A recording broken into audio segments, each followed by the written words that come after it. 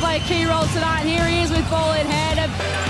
Step back, long Sa three. pinakita ni Kai Sotto against Latvia, ay siguradong nagulat si Kristaps Porzingis at nakikita na nila na meron ng banta galing kay Kai Sotto at buong Gilas team na kaya nilang talunin kahit sino man sa Europe.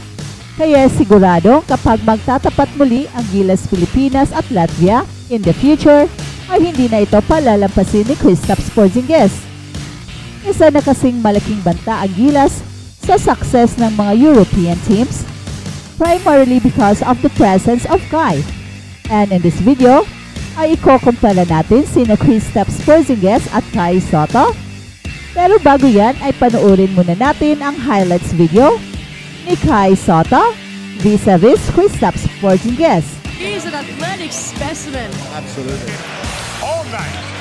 Slices the deep Soto. Porzingis on the dribble drive. Is Perez. Soto with the reverse. Trying to control Porzingis. A slam. Basket net. Oh, yeah. It's big. Has been enormous. 4 blocks on the night. To Soto and again. And pops it back in. A 3 attempt from him. It's gone. Goes to work. What? With right with him. And so single digits here. Tim. Probably struggling, didn't get back that time. Obviously, isang expert pagdating sa 3-point shooting, itong si Kristaps Porzingis. Ito ang kanyang expertise, pero grabe rin ang kanyang speed and mobility sa kanyang 7'3" foot frame at napaka-athletic pa siya. Compared sa ating idol na si Kai, ay more on low post player siya, pero merong deadly mid-range jumper.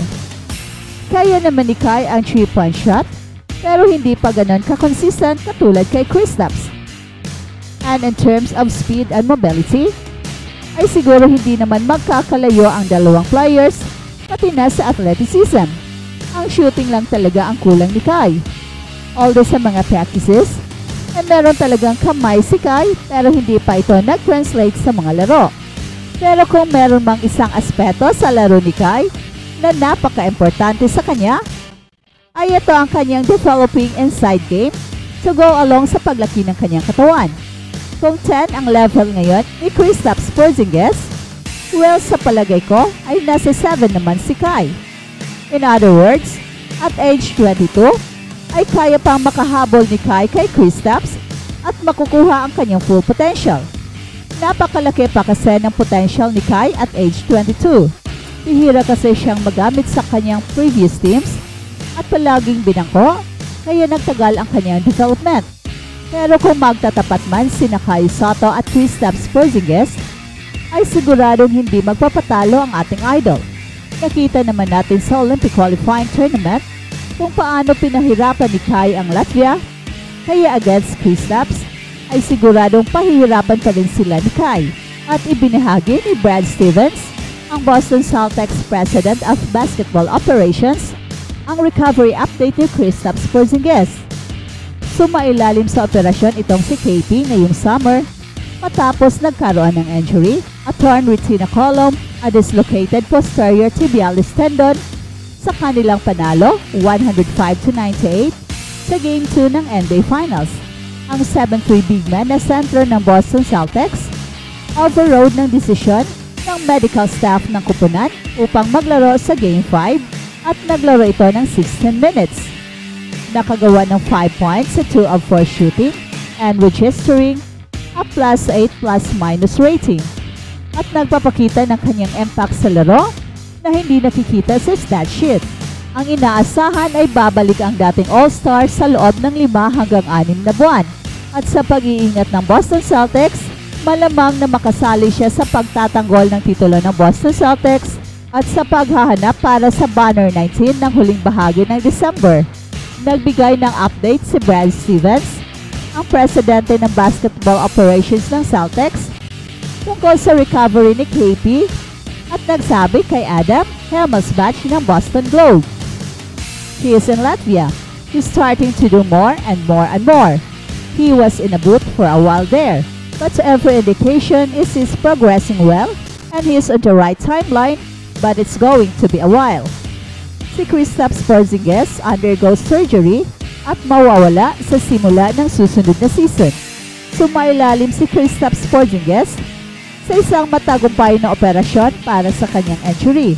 Ito ay resulta ng pinagsamang pinsala sa kanyang left ankle na natamo niya sa Game 2 ng NBA Finals noong June 9. At inilarawan siya ng Boston Celtics bilang day-to-day para sa natitirang bahagi ng finals matapos kumonsulta sa maraming espesyalista.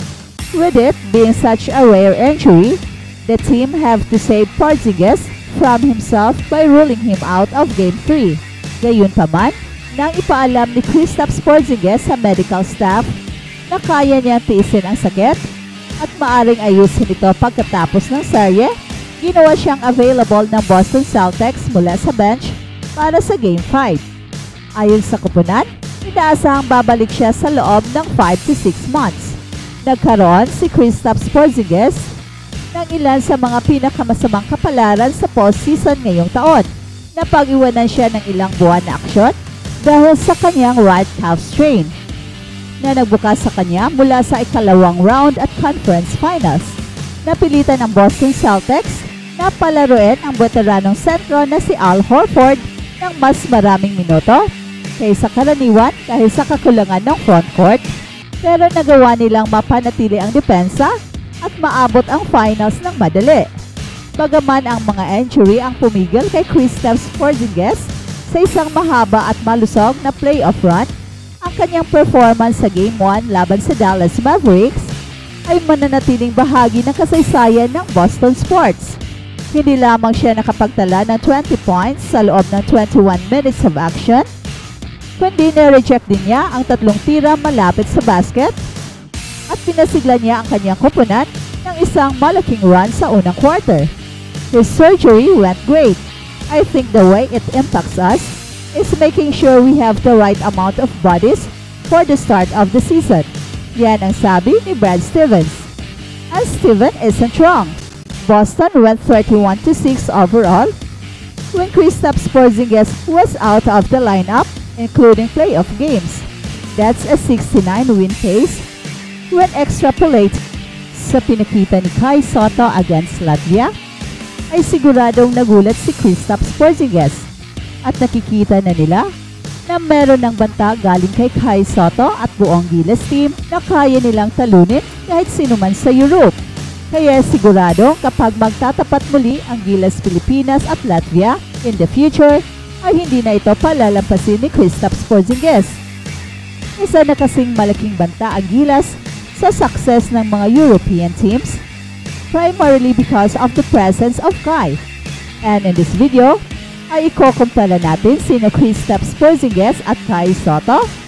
Pero bago yan ay panoorin muna natin ang highlights video ni Kai Sotto vis-a-vis Kristaps Porzingis.